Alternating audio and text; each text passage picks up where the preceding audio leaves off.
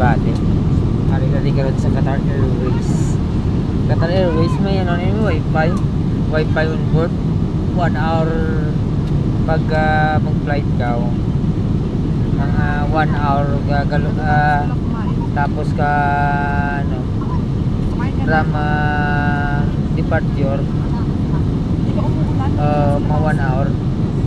Pag 1 hour arrival ata mong Wi-Fi. Kapatid mo. May Wi-Fi on board sa Qatar Airways. What amazing. Pero ako nang kasakay sa Qatar Airways may Wi-Fi. Dahil ng mga tao istorya na sila. And then night before Wi-Fi subong Wi-Fi na. What amazing. Wi-Fi on board. Grabe, unlimited pa, pwede ka YouTube, pwede ka tanan-tanan sa plano. Why, dasig pa. Lapit siguro sa satellite mo kasi Starlink gamit na. Pero dasig, grabe. Ay, paghang. Bis ka magtawag ka, very clear. Makatawag na ko, grabe. Tawag na ba eh. May mga interview, tapos sa may mangkoto na din na sa mga stewardess. Pili ba mangkot eh? Pili mo kayo interview pa wala.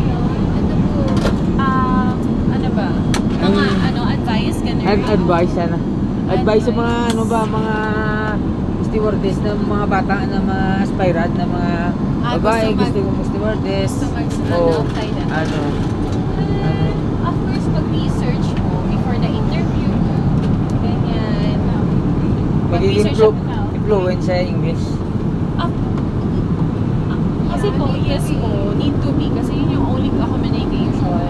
Pero it depends po kung ang target is international. Kailangan niya may English. But domestic, kahit Tagalog ka rin ako. Kailangan niya magiging pleasant personality. Advantage po yun.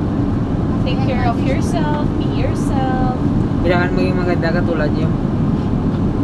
Just to be, Subjective naman. subjective naman. Ang pagiging pretty, lahat naman pretty. Ganyan. So, just, you know how to present yourself, to be professional. Yan, ganun po. Narinig niyo. Kaya hindi naman pakita ng mukha eh. Hindi dahil. Kasi, Oo. Sa likod lang. Sa likod lang na. Kaya steward din. Baka sabihin niya hindi. Sabihin na bawal. Mga Qatar Airways eh. Bawal na yung mag-interview na sa nila. Trabaho. Wi-Fi on board yan.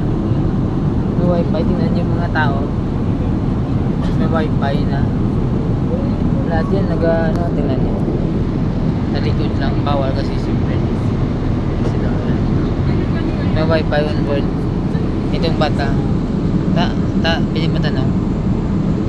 Nagagamit yun na ba ng Wi-Fi? Gamit yun na ng Wi-Fi on board. Nakakunik yun na ba sa Wi-Fi? Ako dili mag-understand sila. You connect already Wi-Fi? Already fast? Very fast? Wi-Fi? Okay. Very fast Wi-Fi.